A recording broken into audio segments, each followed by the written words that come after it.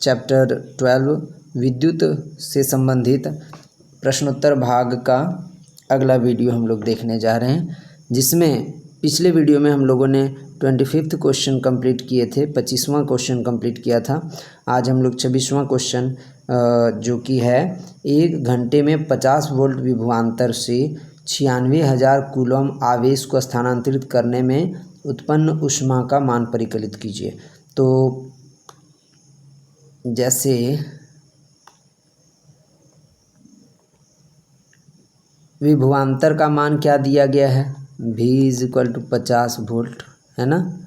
फिर आवेश का मान Q = 96,000 कूलम है ना। और 1 घंटा टाइम कितना मिला है, 1 घंटा। तो पूछा क्या जा रहा है, ऊष्मा पूछा क्या जा रहा है, ऊष्मा पूछा जा रहा है ना।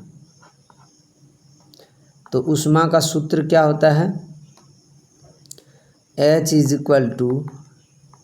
I² R × T, I² R × T,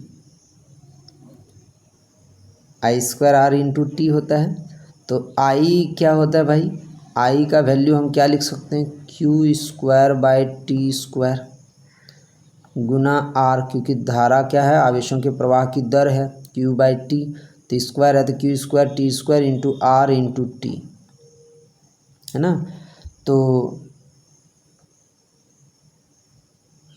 R को हम एक I को हम हटा भी सकते हैं ना। तो एक ज़रा सा इसमें हम क्या कर दे रहे हैं, एक I को अलग लिखते हैं और IR × T लिखते हैं, यानी एक I को I ही रहने देते हैं, IR को भी लिख देते हैं और T। तो I हमारा क्या हो जाएगा, Q/T, H बराबर क्या हो गया, Q/T, I यहाँ स्क्वायर है, इसको 2I लिख दिए, I × I, एक I R को V में कन्वर्ट कर दिए और एक I को ऐसे ही रखे। तो I बराबर Q/T होता है, तो I को Q/T × V × T लिख दिए, T क्या हो गया, कैंसिल। तो फाइनली हमारा जो हीट जो है वो क्या हो गया, Q × V। जो हीट है, जो ऊष्मा होगा वो उसका मान क्या होगा, Q × V। एक एक्स्ट्रा फार्मूला भी हम लोग देख ले रहे हैं, H = Q × V। ठीक है, तो कितना हो जाएगा हमारा हीट,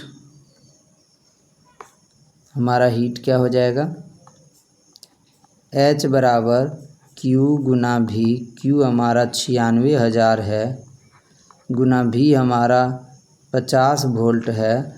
तो गुना कर देंगे, 5 को 6 से गुना करो, 6 × 5 = 30 के शून्य हाथ में 3, 9 × 6 = 9 × 5 = 45 और 3 = 48, कैठो शून्य छोड़े, 3 और 1 = 4, 1 2 3 4।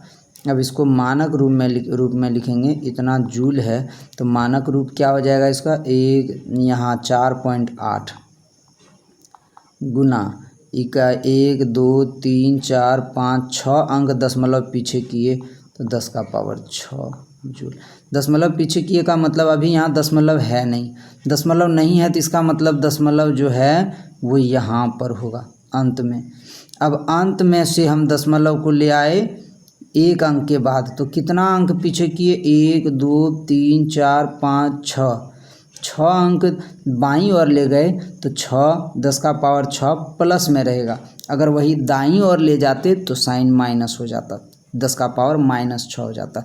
हमारा आंसर क्या हो गया, 4.8 10⁻6 जूल। अब ये यहाँ से यहीं तक है इसका आंसर है ना, लेकिन यहाँ हम लोगों ने सूत्र को, जो सूत्र हम लोग जानते थे उस सूत्र से, कौन से सूत्र से बनेगा उस सूत्र को हम लोगों ने ज्ञात किया। ठीक है, नेक्स्ट जो क्वेश्चन है वो है 20 ओम प्रतिरोध की, यानी प्रतिरोध कितना मिला है हमको, R = 20 ओम। फिर क्या है, कोई विद्युत स्त्री 5 एम्पियर विद्युत धारा लेती है, I कितना मिला है, 5 एम्पियर। फिर क्या कहता है, 30 सेकेंड में उत्पन्न ऊष्मा का परिकलित कीजिए। T is equal to 30 second. तो H इज इक्वल टू हम लोग जानते हैं, H बराबर I² गुना T होता है। तो I के जगह क्या लिखेंगे, 5 का स्क्वायर गुना R के जगह 20 गुना T के जगह 30। तो 5 का स्क्वायर कितना हो जाता है, 25, 25 25 गुना 20 गुना 30। तो संख्या को केवल गुना करते हैं, 25 दूनी 50, 50 तिया 150। क्या अंक छोड़े, जीरो क्या ठो छोड़े, 1 2 2 जीरो डाल दो, 15,000 जूल। इसको भी अगर मानक रूप में लिखना चाहे तो मानक रूप में लिखने का क्या तरीका है, पॉइंट यहाँ है, कहीं नहीं दिख रहा है तो इसका मतलब यहाँ है, यहाँ से पॉइंट 1 2 3 अंक पीछे करेंगे तो H इज इक्वल टू 1.5 गुना 3 अंक पीछे किए, इसीलिए 10⁻³ 3 अंक किए कि 4 अंक, 1 2 3 4 अंक किए, तो 4 अंक इसमें पावर कितना हो जाएगा, 4 जूल। ठीक है, तो समझ में आ गया। नेक्स्ट क्वेश्चन जो है वो विद्युत धारा द्वारा प्रदत्त ऊर्जा की दर का निर्धारण कैसे किया जाता है। विद्युत धारा द्वारा प्रदत्त ऊर्जा की दर का निर्धारण हम लोग कैसे करेंगे। तो दर जो होता है यानी विद्युत शक्ति होता है, विद्युत शक्ति का निर्धारण कैसे करेंगे।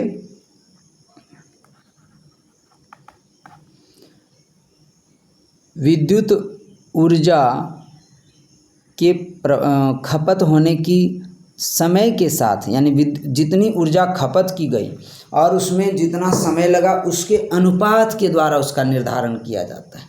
ठीक है,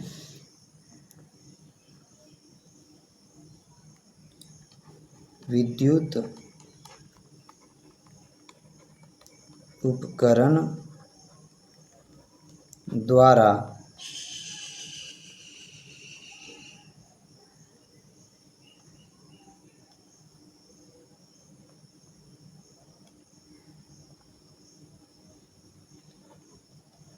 जितनी ऊर्जा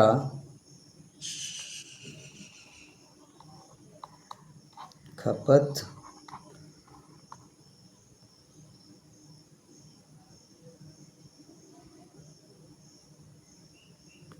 की जाती है या की गई हो, हाँ खपत की गई एवं उसमें जितना समय लगा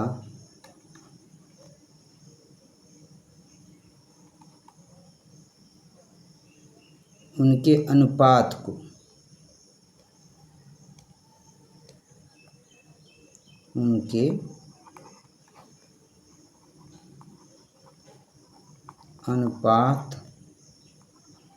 द्वारा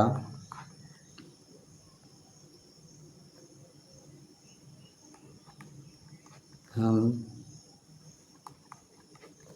उस उपकरण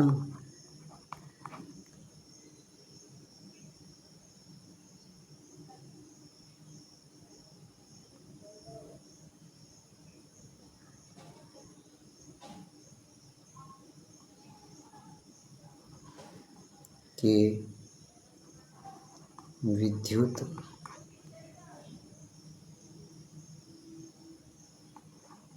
शक्ति का निर्धारण करते हैं।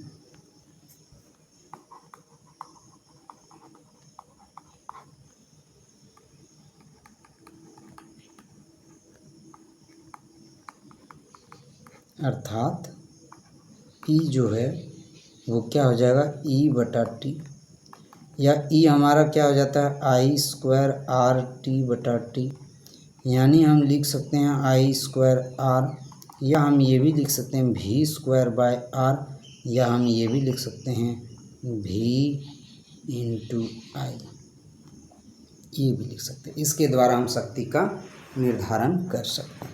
नेक्स्ट क्वेश्चन है, एक विद्युत मोटर 220 वोल्ट के विद्युत स्रोत से, तो वोल्ट कितना मिला है यानी विभवांतर कितना मिला है 220 वोल्ट, 5 एम्पियर विद्युत धारा लेता है ना। देखो पढ़ो एक जरा, ये क्या लिखा हुआ है, कोई विद्युत मोटर 220 वोल्ट के विद्युत स्रोत से 5 एम्पियर विद्युत धारा लेता है, 5 एम्पियर विद्युत धारा लेता है। मोटर की शक्ति निर्धारित कीजिए तथा 2 घंटे में मोटर कितनी ऊर्जा मोटर द्वारा उपभुक्त ऊर्जा परिकलित कीजिए। तो विभवांतर हमको पता है ना। नेक्स्ट क्या है, धारा पता है, धारा बराबर 5 एम्पियर है ना। तो अभी थोड़ा देर पहले हम लोग सूत्र लिखे क्या चीज़ का, शक्ति जो है, शक्ति बराबर V गुना I है ना। तो यहाँ हम लिख सकते हैं P is equal to V into I। तो V हमारा कितना है 220 गुना I कितना है, सॉरी I कितना है 5, तो 220 गुना 5 कितना हो जाएगा, 5 दूनी 10 को सुना हाथ में 1, 5 दूनी 10 और 1 11, 1 0 बैठाएंगे, 1100 जूल प्रति सेकेंड। ठीक है, ये ऊर्जा शक्ति का मात्रक होता है, या फिर शक्ति का मात्रक दूसरा क्या हो जाएगा 1100 यानी 1100 वाट। ठीक है, अब क्या पूछा जा रहा है, 2 घंटा में है ना, 2 घंटा में टाइम भी दिया था, हम लोग टाइम लिखेंगे, टाइम कितना दिया है 2 घंटा। 2 घंटा मतलब कितना सेकेंड, 2 घंटा मतलब कितना सेकेंड 3600, 2 गुना 3600 सेकेंड यानी 7200 सेकेंड। ठीक है, लेकिन याद रखना हम लोगों को क्या करना है, अच्छा छोड़ो बाद में बताएंगे वो। इसमें जैसे शक्ति ऊर्जा है ना, उपभुक्त ऊर्जा E is equal to P गुना T, क्यों फिर से देखते हैं। हम लोग जानते हैं कि जो हीट होता है H is equal to I square R T होता है। सॉरी, फिर से एक चीज़ हम अलग देखते हैं जिससे कि और आसान हो। P बराबर क्या होता था H बाई T होता था, यानी हीट बटा टाइम है ना। तो H यहाँ से हमारा H बराबर क्या हो जाएगा P गुना T। P हमारा 1100 वाट है, T हमारा 2 घंटा है।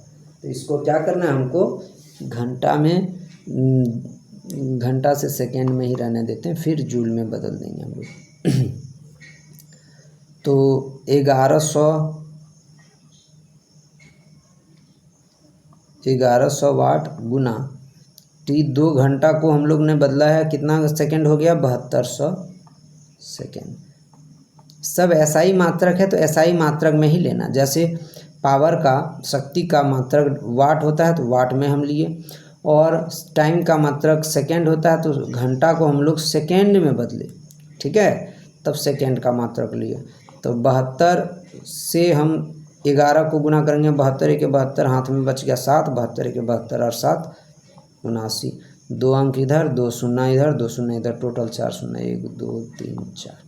अब 1 अंक के बाद देखो इसमें क्या करना होता है, यहाँ पॉइंट, फिर यहाँ पॉइंट, इतना जूल हो गया। इतना क्या हो गया जूल। हम जानते हैं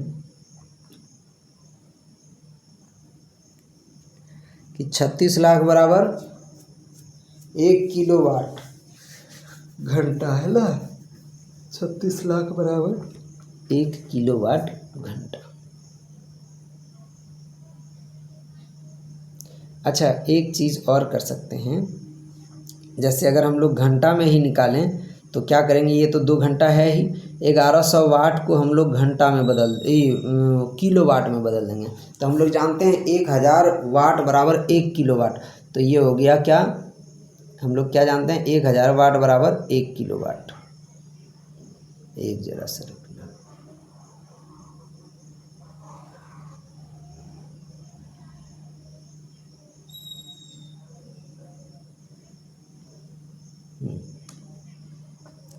हम लोग जानते हैं 1000 वाट बराबर 1 किलो वाट, इसलिए जो P का वैल्यू हम लोग यहाँ लिखेंगे तो 1100 वाट है, तो इसीलिए हम लोग 1000 से भाग देंगे तो 1.1 किलो वाट हो गया, 1.1 किलो वाट। तो अब यहाँ हम या तो सेकेंड और वाट से कर सकते हैं, या फिर H बराबर P into T 1.1, P into T बराबर 1.1 किलो वाट गुना 2 घंटा। तो फाइनली क्या हो गया, 2 से जब गुना करेंगे 2 एकम 2, 2 एकम 2 किलो वाट घंटा, या बोल सकते हैं 2.2 यूनिट, 2.2 यूनिट। ये हमारा आंसर हो गया। ठीक है, ये दोनों आंसर है, ये दोनों आंसर है, ये भी है और ये भी है। बस जो मतलब जितना ज़्यादा सरल लगे आंसर हमारा देखने में तो वो ज़्यादा वैलिड होता है, तो इसलिए ये आंसर वैलिड है। ठीक है, नेक्स्ट जो है हमारा क्वेश्चन है, विद्युत लैंपों के तंतुओं में के निर्माण में प्रायः एकमात्र टंगस्टन का ही उपयोग क्यों किया जाता है? तो एकमात्र टंगस्टन का उपयोग क्यों किया जाता है? टंगस्टन ही एकमात्र ऐसा धातु है ना, टंगस्टन धातु ही एकमात्र ऐसा है जिसका गलनांक बहुत उच्च होता है, अत्यधिक उच्च गलनांक होता है, साथ में इसकी प्रतिरोधकता भी अत्यधिक होने के कारण यह प्रकाशमान करती है। ठीक है, और जल्दी नहीं पिघलता, अधिक ताप होने के बाद भी यह जल्दी नहीं पिघलता। तो इसका सीधा आंसर क्या हो जाएगा, अत्यधिक उच्च गलनांक एवं उच्च प्रतिरोधकता के कारण ही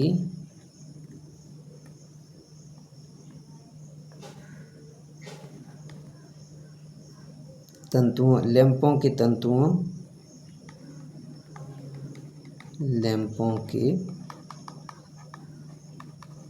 तंतुओं के निर्माण में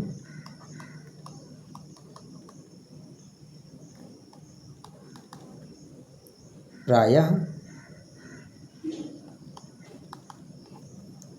एकमात्र टंगस्टन का ही उपयोग किया जाता है।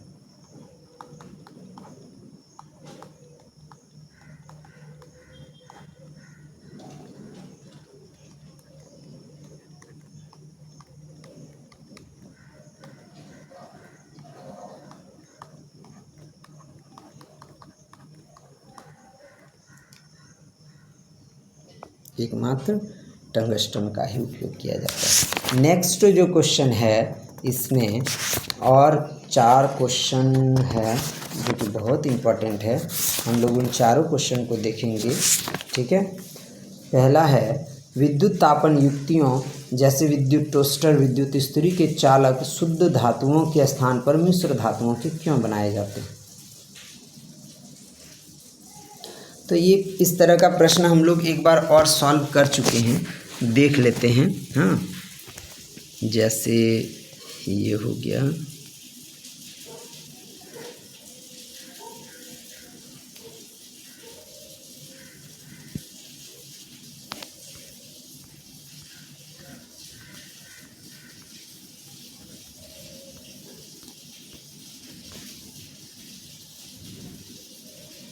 हाँ ये प्रश्न हम लोग 15 नंबर में सॉल्व कर चुके हैं। तापन अवयव ऐसे पदार्थ के बने होने चाहिए जिसकी प्रतिरोधकता बहुत अधिक हो एवं गलनांक अत्यधिक उच्च हो। शुद्ध धातु का प्रतिरोध बहुत कम होता है, जबकि मिश्र धातु की प्रतिरोधकता तो अधिक होती ही है, साथ ही इसका गलनांक भी अत्यधिक उच्च होता है, इसलिए तापन अवयव मिश्र धातु के बनाए जाते हैं।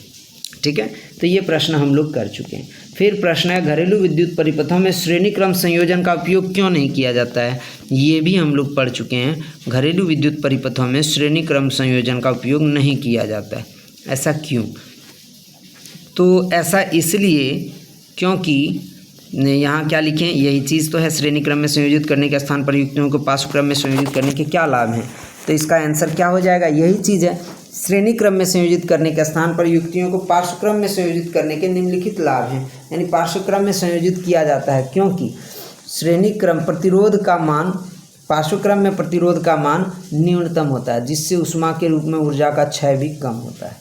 श्रेणी क्रम संयोजन के सभी युक्तियों के अंतर्गत धारा का मान समान रहता है, जबकि पार्श्व क्रम में उपकरणों की आवश्यकता अनुसार उसके अंतर्गत धारा का मान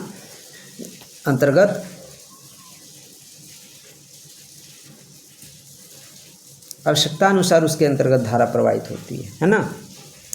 तो इस क्वेश्चन को एक बार फिर से हम लोग देख लेते हैं। ठीक है, प्रश्न है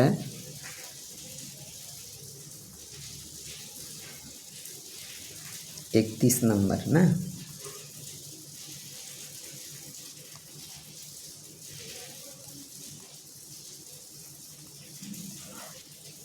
क्या है, घरेलू विद्युत परिपथों में श्रेणी क्रम संयोजन का उपयोग क्यों नहीं किया जाता।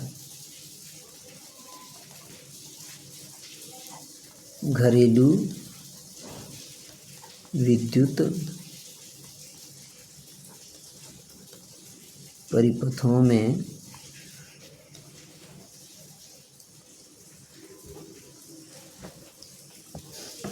श्रेणी क्रम संयोजन का उपयोग क्यों नहीं किया जाता है।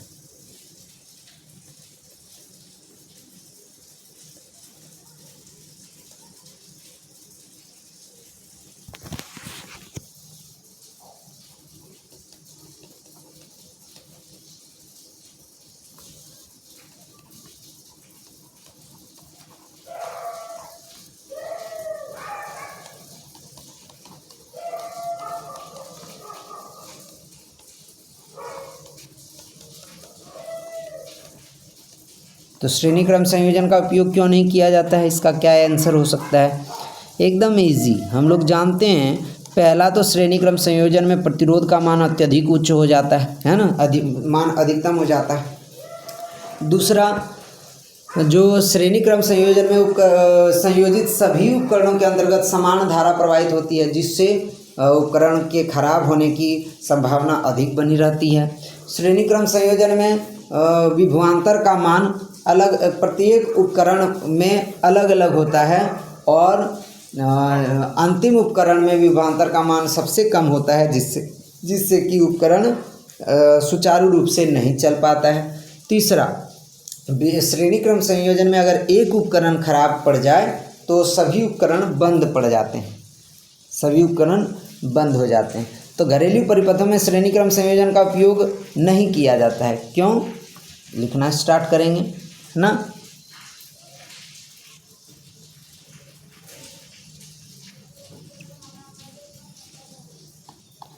घरेलू विद्युत परिपथों में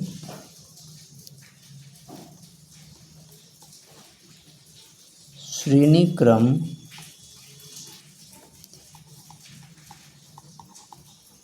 संयोजन का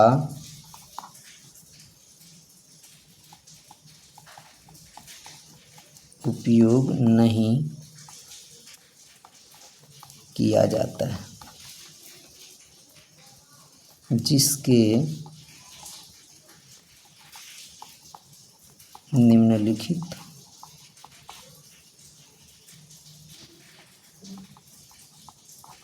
कारण है ना। तो कौन कौन सा कारण हम लोग लिखेंगे। पहला,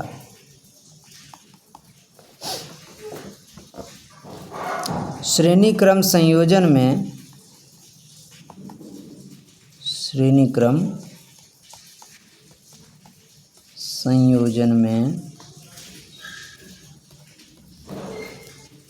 प्रतिरोध का मान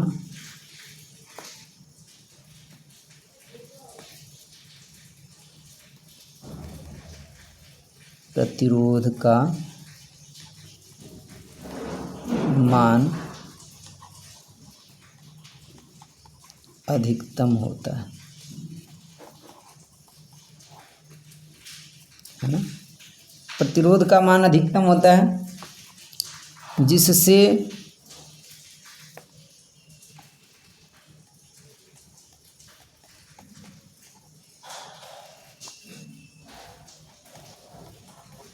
ऊर्जा का क्षय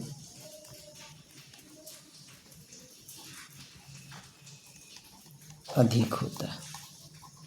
ठीक है। दूसरा, पहला तो इसलिए हम लोग श्रेणी क्रम संयोजन का उपयोग नहीं करते हैं घरेलू विद्युत परिपथों में। श्रेणी क्रम संयोजन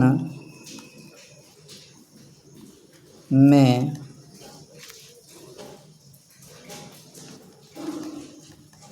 संयोजित अनेक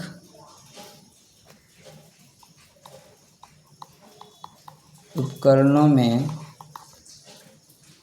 यदि एक उपकरण खराब हो जाए अथवा हटा दिया जाए तो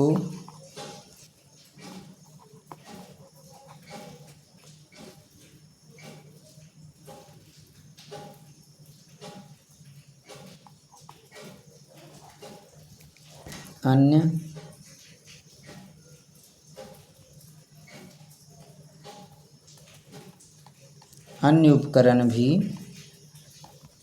बंद हो जाते हैं। ठीक है। परिपथ टूटने से यहाँ लिख सकते हैं क्यों बंद हो जाते हैं, क्योंकि परिपथ टूट जाता है। ठीक है। नेक्स्ट एक और कि श्रेणी क्रम में संयोजित सभी उपकरणों के अंतर्गत धारा का समान मान प्रवाहित होता है।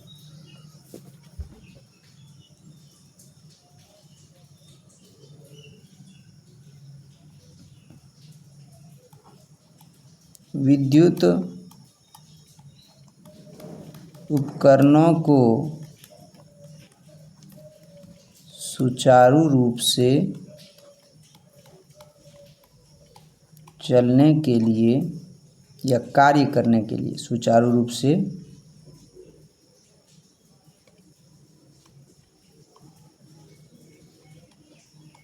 कार्य करने के लिए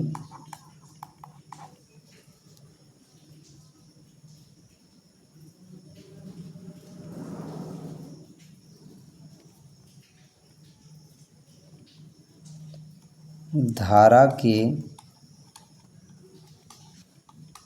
अलग अलग मानों की आवश्यकता होती है, परंतु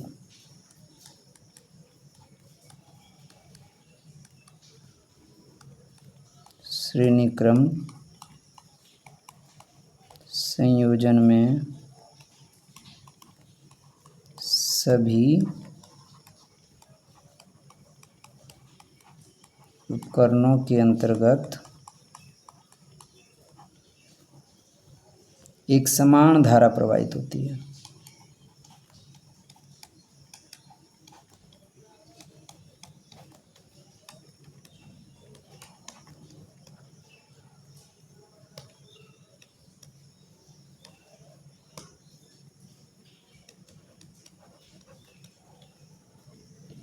एक समान धारा प्रवाहित होती है।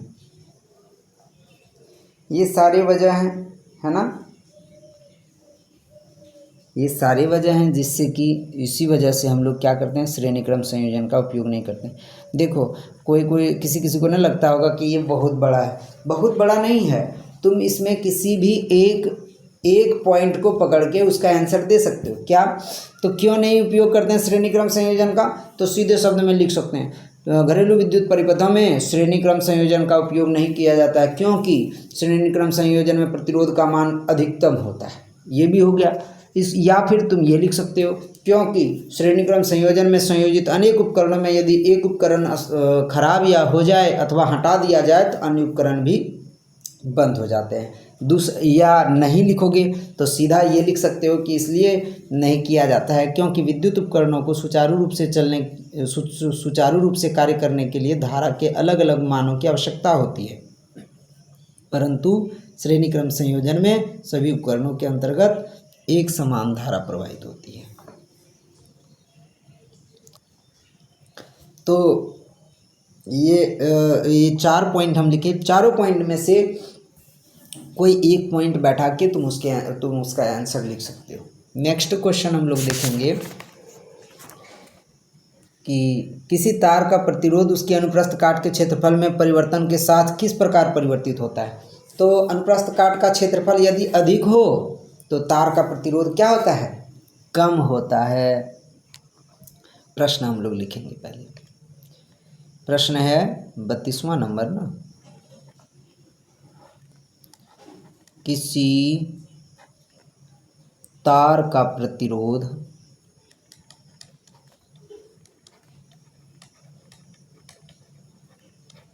उसकी अनुप्रस्थ काट के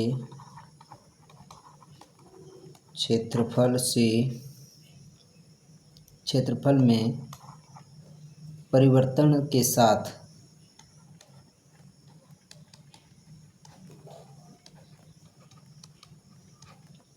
किस प्रकार परिवर्तित होता है।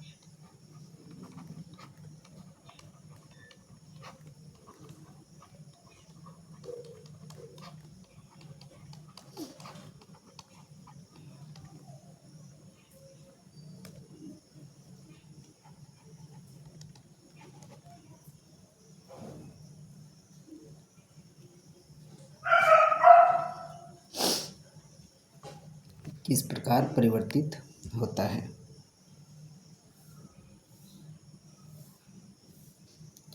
तो किसी तार का, यहाँ तार की जगह तारा लिखा गया ना, किसी तार का प्रतिरोध उसकी अनुप्रस्थ काट के क्षेत्रफल में परिवर्तन के साथ किस प्रकार परिवर्तित होता है। तो हम लोग पढ़े हैं किसी तार का प्रतिरोध उसके अनुप्रस्थ काट के क्षेत्रफल के व्युत्क्रमानुपाती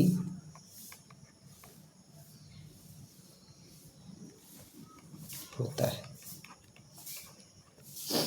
अर्थात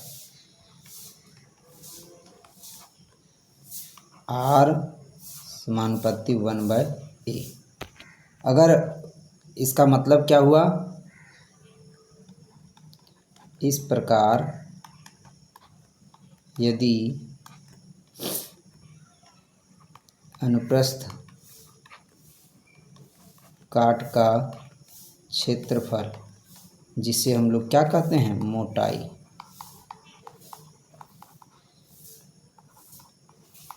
बढ़ाई जाए तो तार का प्रतिरोध कम होता जाएगा। ठीक है, व्युत्क्रमानुपाती होता है, अगर बढ़ाया जाए तो प्रतिरोध कम होगा, अगर अनुप्रस्थ काट का क्षेत्रफल घटाया जाए तो प्रतिरोध का मान अधिक हो जाएगा। नेक्स्ट क्वेश्चन है, विद्युत संचरण के लिए प्रायः कॉपर तथा एल्यूमिनियम के तारों का उपयोग क्यों किया जाता है? विद्युत संचरण के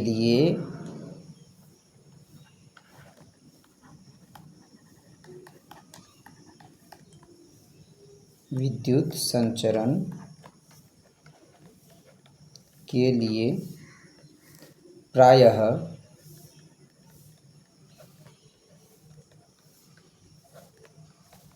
कॉपर तथा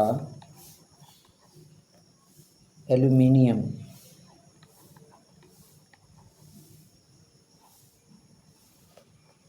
के तारों का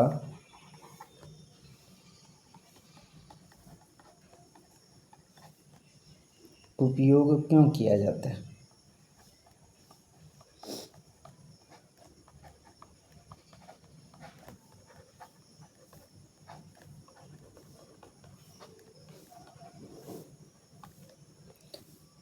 इसका क्या आंसर हो सकता है? कॉपर, देखो सबसे अच्छा चालक कौन है? चांदी, है ना। उसके बाद क्या है? तांबा, फिर क्या है? एल्यूमिनियम।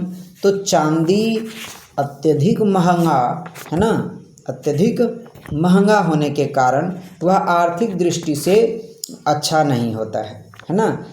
उसके बाद तांबा और एल्यूमिनियम जो है वह उसके अच्छा चालक है, विद्युत का अच्छा चालक है, चांदी के बाद का वो अच्छा चालक है। इस वजह से और आर्थिक दृष्टि से भी अच्छा है ना, आर्थिक दृष्टि से भी अच्छा होता है और इसलिए उसका उपयोग तारों के रूप में किया जाता है ना।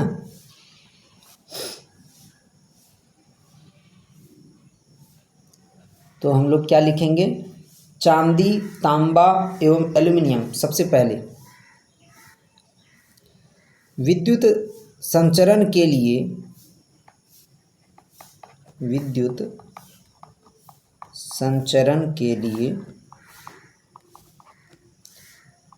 सर्वश्रेष्ठ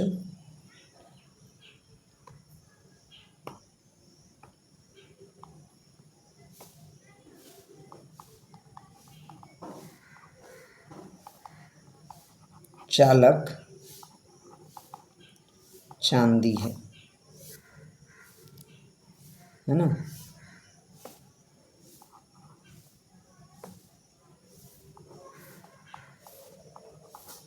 चांदी है,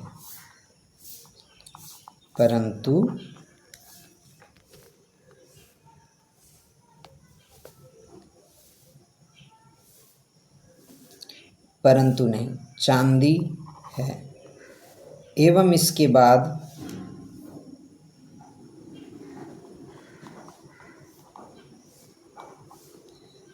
बाद तांबा एवं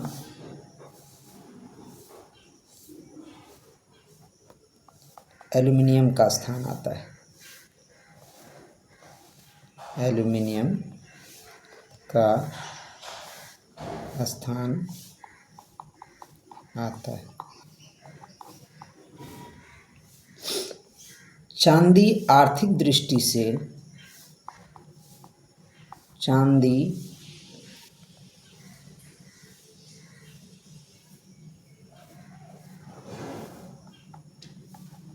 अत्यधिक महंगा होने के कारण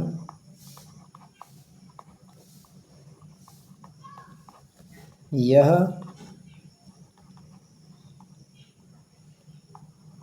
आर्थिक दृष्टि से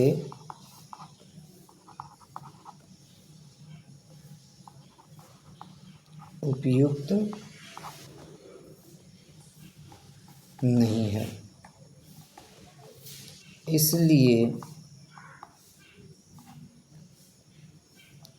तांबे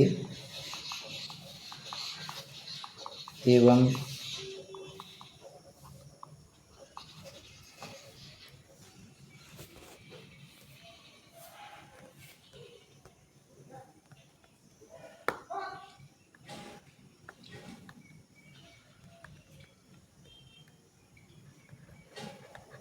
एल्यूमिनियम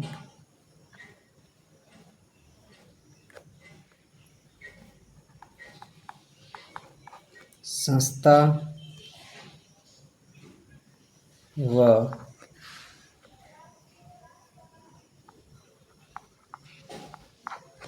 अच्छा चालक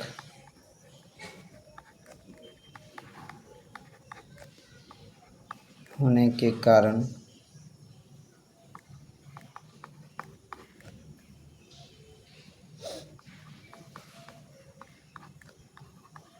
इसका उपयोग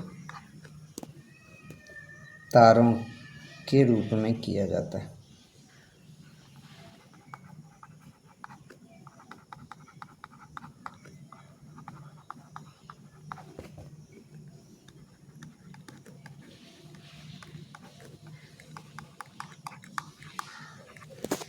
ठीक है, तो आज हमारा विद्युत चैप्टर यहाँ कंप्लीट होता है।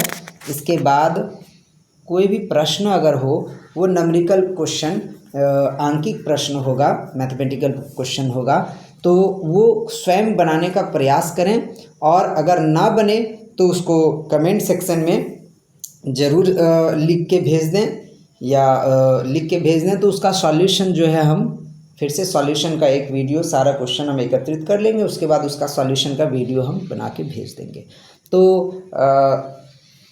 आपको ये वीडियो अगर अच्छा लगे तो प्लीज़ सब्सक्राइब करना, लाइक करना, कमेंट करना, और अपने दोस्तों को जितना हो सके शेयर करते रहना। धन्यवाद। अब फिर मिलते हैं अगली क्लास में।